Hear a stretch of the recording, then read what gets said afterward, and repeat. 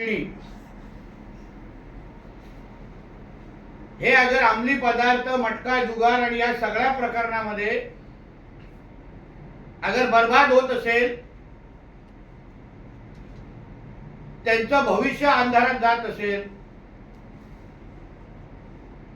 तर माझ्यापेक्षा मोठा शत्रू कोणच नाही हे पहिल्या दिवसापासून मी पोलीस प्रशासनाला सांगत होतो.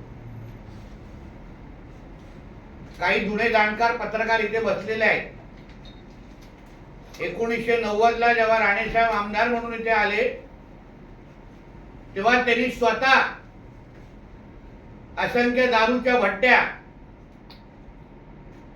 जत्रेमध्ये होणारे जुगार, मटका हा स्वतः जाऊन बंद केलेले होते.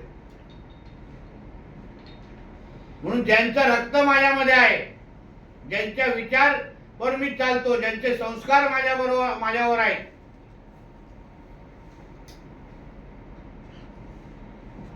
त्या राणेसाहेबांचा मुलगा असताना, मुलगा पालकमंत्री असताना मी पोलिसांच्या सगळ्या कर्मचाऱ्यांना आणि एसपी सकट सगळ्यांना सांगितलेलं